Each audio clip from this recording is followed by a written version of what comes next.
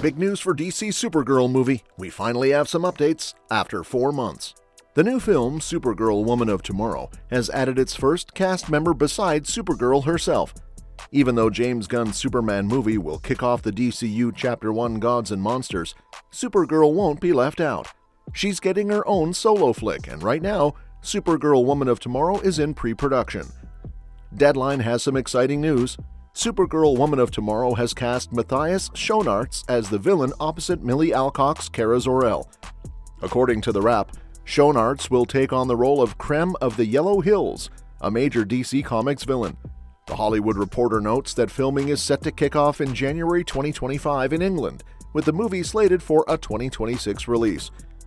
Krem of the Yellow Hills is the main antagonist in the Supergirl Woman of Tomorrow comic series by Tom King and Bilquis Evely, which the film is based on.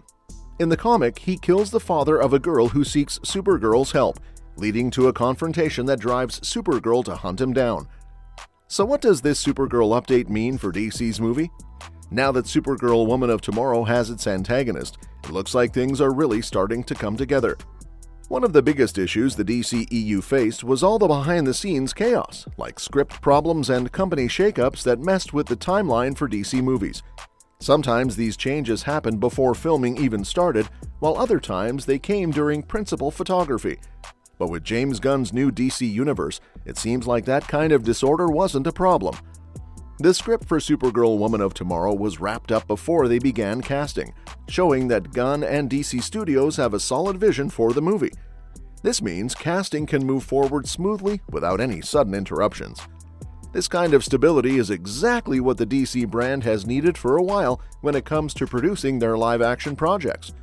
Now, one big question that always comes up with superheroes is how their costume will look on the big screen. There have been a few live-action versions of Supergirl already, so the DCU will probably want to create something a bit different this time around. The good news for the Supergirl Woman of Tomorrow team is that Kara Zor-El has had a ton of different looks in the comics since her debut in 1959. This gives the DCU's costume designers plenty of options to play with. For her first appearance in the DCU, she'll likely rock her classic red and blue outfit. This means the designers will need to find ways to set her. One thing I'm sure Supergirl absolutely needs is the iconic S logo. Whether you see it as a family crest or a symbol of hope, it's essential. Most of Supergirl's costume designs feature the S logo that she shares with Superman.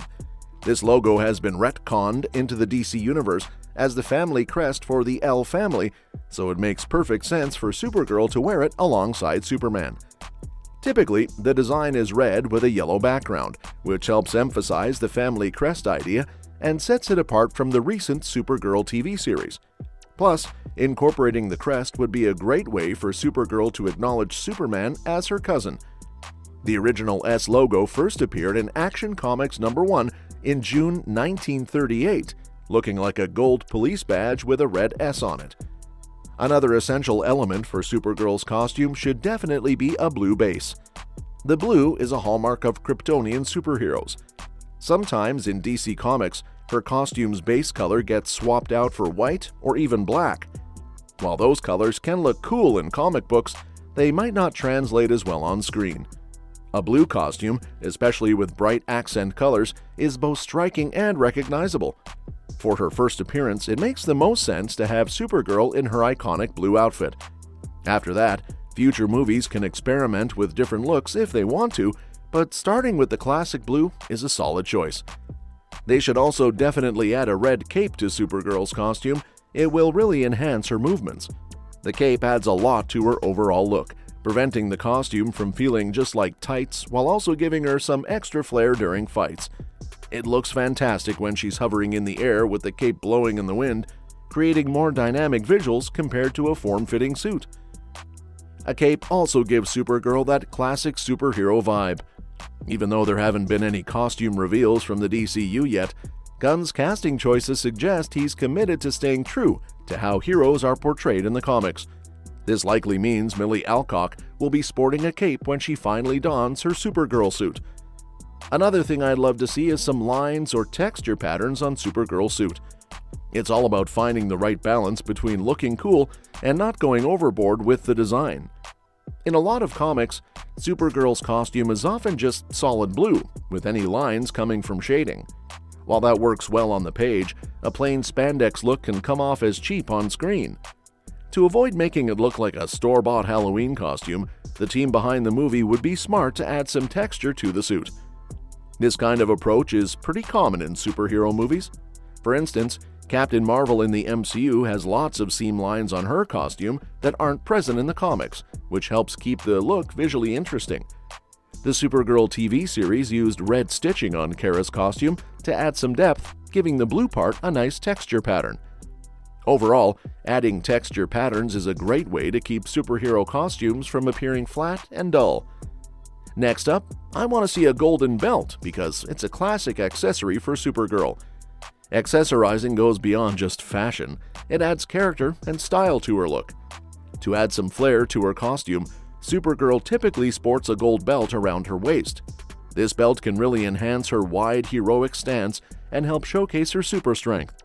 When she wears pants instead of a skirt, the belt breaks up the all-blue look, making the outfit more visually appealing. Sometimes the belt matches the yellow background of the L family crest, adding some extra accents to her look. You can see a version with a yellow belt in Supergirl 1984, where Helen Slater plays the role. In the comic Superman-Batman, the Supergirl from Krypton, it's revealed that Superman keeps a kryptonite ring in his gold belt buckle, which adds an interesting twist to the accessory. Now, one part of Supergirl's costume that changes the most is what's going on below her waist.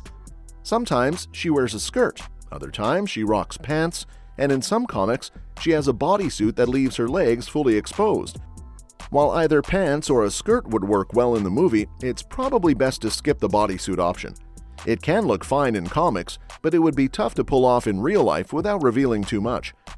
In the CW series, Kara wore both pants and a skirt, and both styles worked well. Wonder Woman also made the skirt look good for Diana without it feeling overly sexualized. As long as the movie keeps things practical and respectful, either choice should work just fine.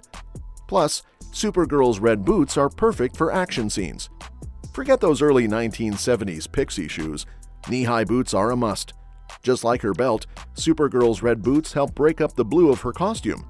Having clear distinctions between different parts of her outfit is super helpful during chaotic action scenes. When Supergirl swings her big red boot into a villain's face, it makes a strong statement, fashion-wise and otherwise. Plus, her boots are one of the most consistent traits in the comics.